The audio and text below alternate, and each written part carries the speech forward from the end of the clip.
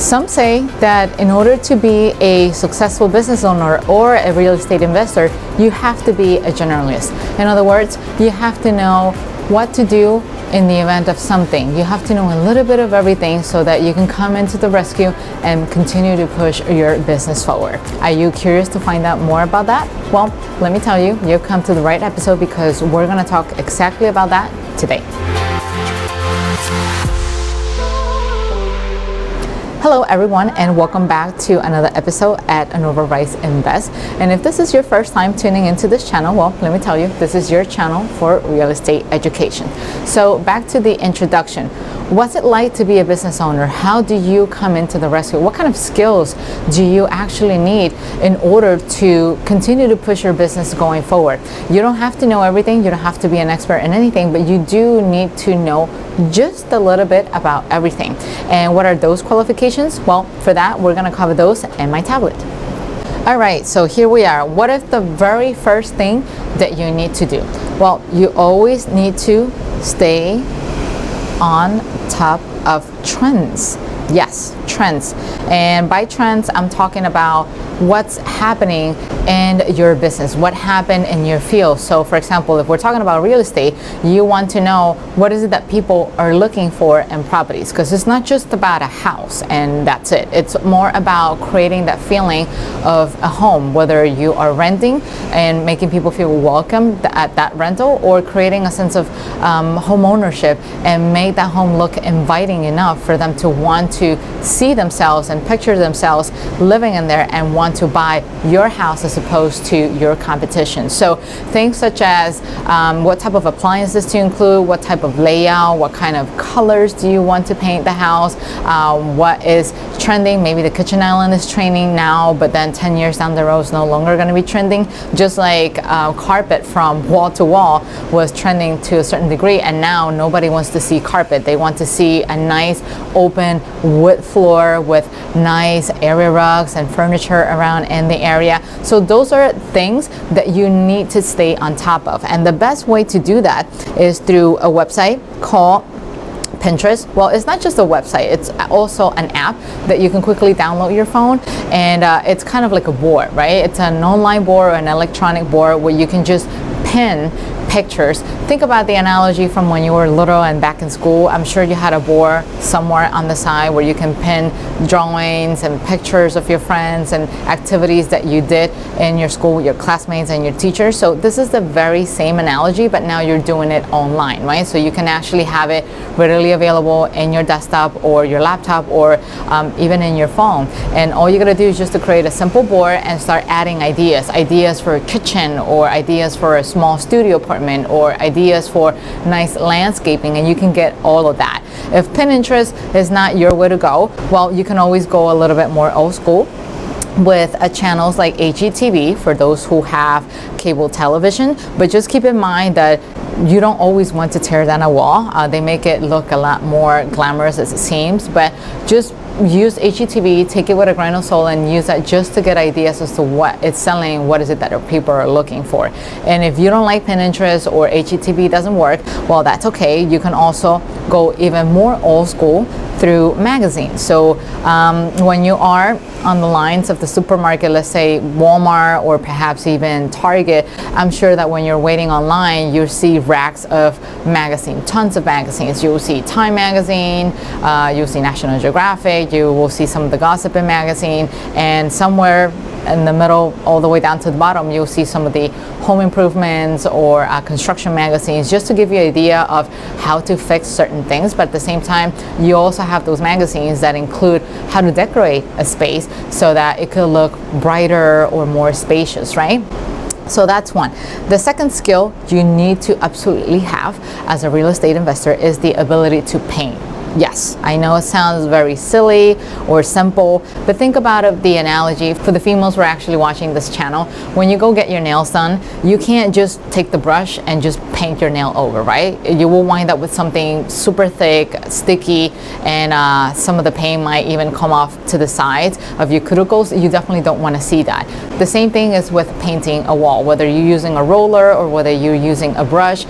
It's a skill, it's an art, right? If you take too much much paint in that brush and you start painting over the wall, you're gonna get a very thick paste, and the wall is not going to look uniform. It's going to have like some sort of like bumps as you go along the way, and the worst part is that you're going to see drops falling further down into the wall, or perhaps some drops in the floor, and then you're creating more work for yourself because now you're going to have to clean up the floor. Same thing with the roller, right? You need to have the right amount of paint, because if you put too much in it, the roll is not going to roll.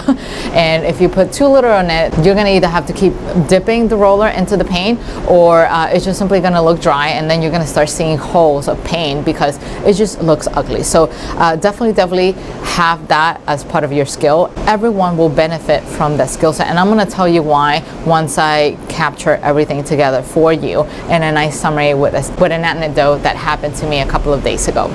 So item number 3, learn how to use basic construction things, or how to use construction tools, so to speak. So use construction tools, right?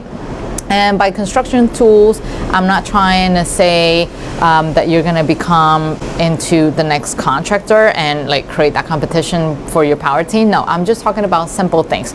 Learn how to use the hammer the proper way, or just to put nails into the wall, or maybe plasters and painting, for example, right? And don't worry if you're wondering why I'm saying all of this. Eventually everything is going to come together very nicely.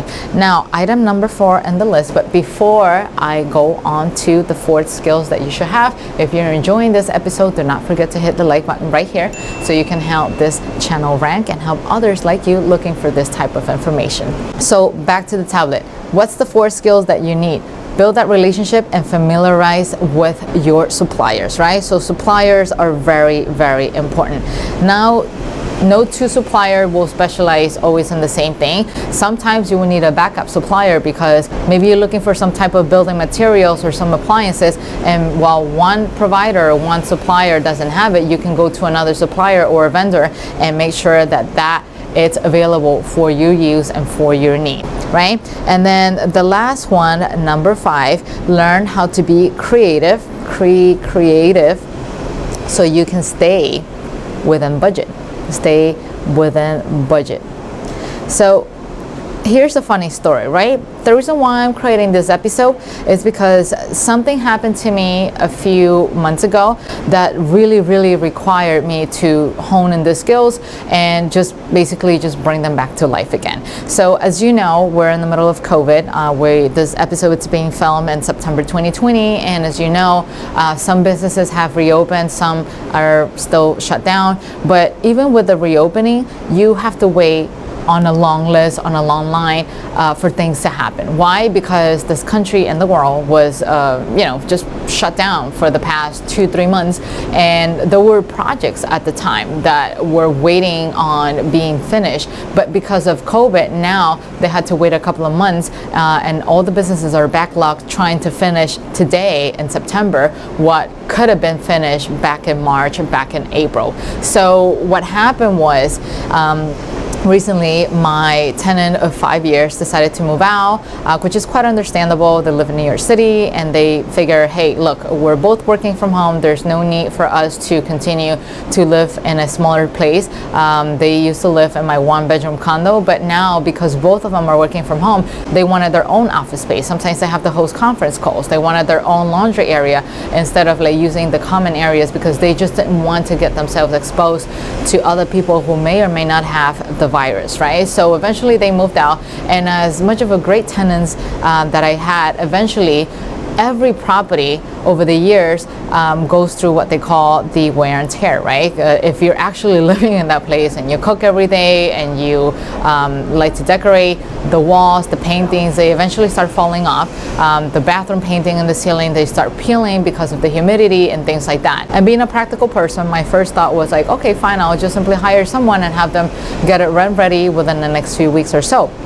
But it turns out finding that someone to help me out was extremely difficult. It's not because nobody wanted to work with me. I did have the team, but a lot of them were actually bugged up with other projects that they were supposed to finish back in March.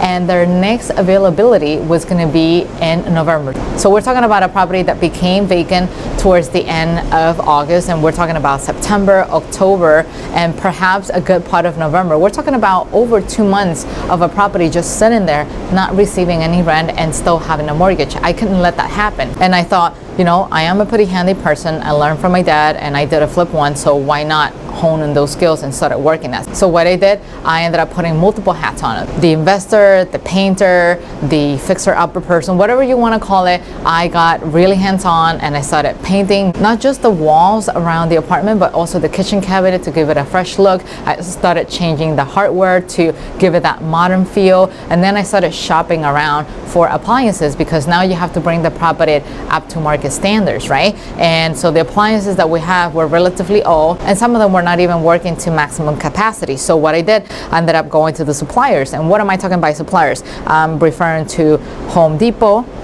You have Lowe's, right? Those are the typical vendors or suppliers that you go to, because Home Depot is a one-stop shop for you to find paint, construction items, and even appliances. And so I did my trip. I went down to Home Depot. I said, this is what I like. I'm going to get this, this, this, and that. And then by the time I went back home and I wanted to order those appliances, everything was sold out. Everything was back ordered. Some of them were just plain out of stock, and they never knew when they were going to get those back. And then I tried to go into Lowe's to see if I can find some of the replacement, and apparently some of their websites were not really updated. It will show that they did have certain items in inventory, but then by the time I went to pick them up, they didn't have those available. So I was running out of options, and I didn't want my property just sitting there for such a long time, because yes, you can show the apartment with the old appliances or with the holes in there.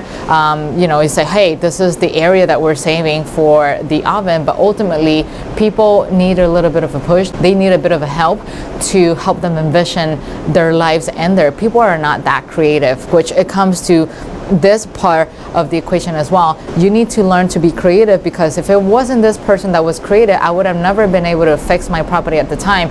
Not only get it rent ready in a matter of 2 weeks as opposed to 2.5 months, but I also save a lot of money on the way, because I didn't have to pay for somebody to do it. I wind up doing it myself. And because of that, and I thought creative, and I was having this conversation with Anthony, we came to the conclusion, hey, you know what? Home Depot and Lowe's are not the only suppliers available in the market. There are other companies, like, for example, Best Buy. And so what we did, we went onto their website, and most people tend to think that Best Buy, it's all about TVs or maybe surround sounds or laptop. I used to think that as well, but eventually we remember, hey, you know what? They have appliances as well. And when we went to their website, we actually encountered a very nice surprise. Not only they have everything in stock, everything was readily available to be shipped. So we placed an order for the new fridge, for the stove, and the dishwasher on a Wednesday, and we eventually got it on a Friday. Everything was delivered and it was nicely installed, and my property was rent ready in less than 1 month, and now it's in the market and it's showing in the market. So hopefully all of these are coming together with this nice anecdote that I shared with you, and hopefully you found this episode valuable. And while I still have you here, do not forget to check this episode right here. That's going to help you complement everything we just covered today. So that's pretty much all I have, and until then, I will see you guys next time. Take care. Bye-bye.